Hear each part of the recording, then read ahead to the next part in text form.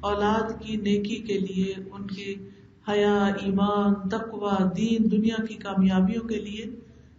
صدقہ کثرت سے کرنا چاہیے۔ ایک آدمی ایسا تھا، ایک واقعہ کتاب میں آتا ہے کہ جب اس کا بیٹا کوئی اخلاقی طور پہ بگڑ جاتا، یعنی اس کا اخلاق بگڑتا،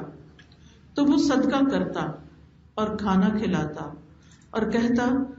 خذ من اموالہم صدقۃ تطہرہم وتزکیہم بہا، ان کے مالوں میں سے صدقہ لے لیجئے، اس کے ساتھ آپ انہیں پاک کیجئے اور انہیں صاف کیجئے۔ یعنی صدقہ جو ہے وہ اخلاقی تربیت اور خرابیوں اور برائیوں کو دور کرتا ہے۔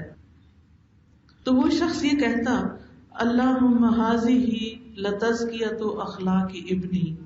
فإنها اشد علی من مرضہ، اے اللہ یہ صدقہ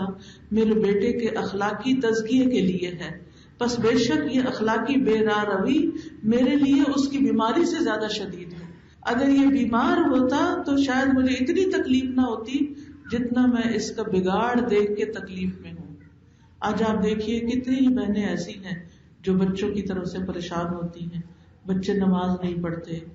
کوئی اس لیے پریشان ہے کہ بچے نشے میں پڑ گئے ہیں، کوئی بچوں کی بری کمپنی کے لیے، کوئی بچوں کی پڑھائی نہ کرنے پر، کوئی بچوں کی کسی اور اخلاقی خرابی میں، حرام کاریوں میں پڑنے پر پریشان ہے۔ یہ نسخہ ان سب کے لیے ہے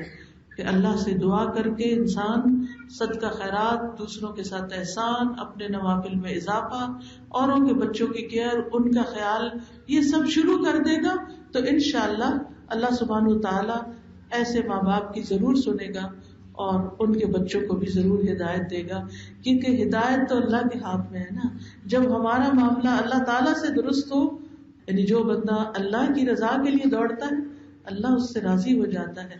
اور اس کے لیے زمین پر بھی رضا اتار دیتا ہے، اللہ اس کی آنکھیں ٹھنڈی کر دیتا ہے اور اس کو راضی کر دیتا ہے۔